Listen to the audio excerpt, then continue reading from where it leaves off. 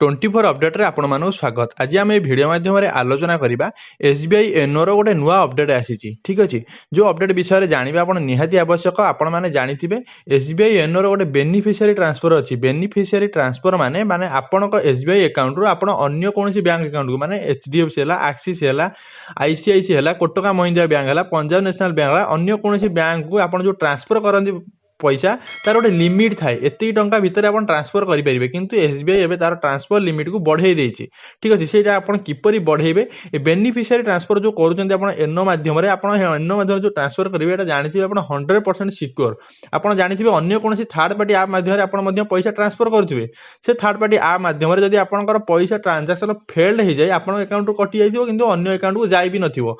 से समय जदि आपण जाई कि एसबीआई सहित कांटेक्ट करूछन्ती मोर बैंक रो काहे कि पैसा कटि जाइछि किंतु सांग कति जाई नहीं, ताने सेमाने कहबे आपण थर्ड पार्टी ऐप रे ट्रांजैक्शन करछन्ते आपण तांकु जाई कि पचारंतु, आमे से बाबद रे किछि कहि पाइबुनी।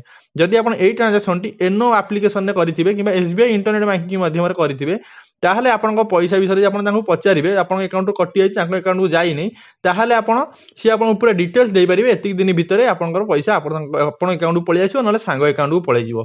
किंतु थर्ड पार्टी ऐप रे जदि आपण पेमेंट करछन्ते आपण पैसा बहुत सिक्योरिटी कम, माने आपनकर ट्रांजैक्शन जदि फेल हो आपण पैसा आसी पारे न आसी पारे, या आपण काहा कंप्लेन करि परिबेनी कि पैसा पाइबार चांस अछि, किंतु आपण टे टेंशन ने रुहन। किंतु एइथरे एनो एप्लीकेशन जे ट्रांजैक्शन करछन्ती 100% श्योर आपण पैसा पूरा सिक्योर। आमे एबे जानिबे तार जो नुआ ऑप्शन टी आसी जो ट्रांजैक्शन लिमिट की बढ़िया पे सेटा किपरि आपण एक्टिव करिवे सेटा म आपन कहि देबी। ठीक अछि, प्रथमे आपण एनो एसबीआई एप्लीकेशन को ऑन करिवे, माइला परे एडी आपण एमपिन दे देबे। एमपिन देला परे एप्लीकेशन टी आपनकर खोली गला एडी पर देखंतु एडी अछि एनो पे। ए एनो पे ऊपर आपण क्लिक करिवे।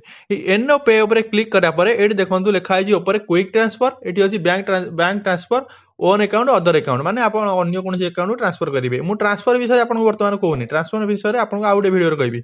मु वर्तमान कहूची यार लिमिट जो आपन थिला एटा किपरि बढ़ेबे, से लिमिट बढ़ाया पे तळे देखंतु गोटे नुआ ऑप्शन एबे आसीची। ठीक अच्छे, तले जो नुआ ऑप्शन टी आसी मैनेज ट्रांसफर लिमिट ता ऊपर आपण क्लिक करिवे। ता ऊपर क्लिक कला परे आपनकर मागियो प्रोफाइल पासवर्ड। मन रखु इंटरनेट बैंकिंग पासवर्ड नुह, प्रोफाइल पासवर्ड आपण एटी दे देबे।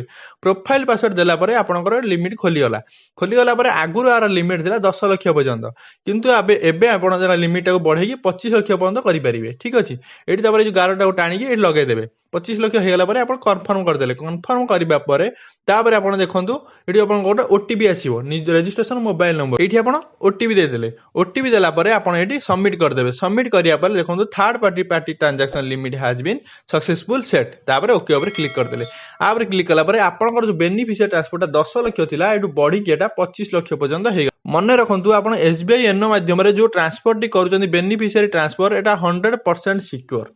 ठीक अच्छे, से आपड़ जिते भी ट्रांजैक्शन कर एनो एप्लीकेशन माध्यम करूँ आपंकर जो फेल्ड हो जाए अन्य थर्ड पार्टी ऐप मानक फेल्ड हबार चांस 99% ना, केतले केमती भी फेल्ड हो जाए। जदि भी फेल्ड हुए एसबीआई तरफ आपको 100% से साहाय्य करेंगे 100%। यदि अन्य थर्ड पार्टी ऐप माध्यम आप ट्रांजैक्शन करें जाकि एसबीआई कहे कि मोर अकाउंट रु पैसा कटि जाए अन्य थर्ड पार्टी ऐप कौटे पेमेंट कर कहे आप जो एप्लीकेशन कर पचारत आम से बाबद किसी जाणीनु। ठीक अच्छे, आप सम्मुखीन करेंगे से एनो माध्यम ट्रांजैक्शन करुँच पैसा 100% सिक्योर। मुझे आपको एनो रे कहबी आप मोबाइल नंबर माध्यम किपर ट्रांजैक्शन करेंगे। ठीक अच्छे, से आउटे वीडियो कहबी। आ क्विक ट्रांसफर, बेनिफिशियरी ट्रांसफर एटा बाबद आपको आगू वीडियो माध्यम कहबी। जदि आप एनो एसबीआई लॉगिन करना इंटरनेट बैंकिंग लॉगिन करना तार ऑलरेडी मोटे वीडियो बनई देछि, डिस्क्रिप्शन में तार लिंक दे देछि, सेठी जाकि आप देखिपारे से वीडियोटी। ठीक अच्छे, चैनल को प्रथम थर पर आसें चैनल को सब्सक्राइब करेंगे, सब्सक्राइब पाखे जो बेल आइकन दबाई देवे, समस्त अपडेट खबर आपण मान पाखे आगे पहुंची पार। जय हिंद।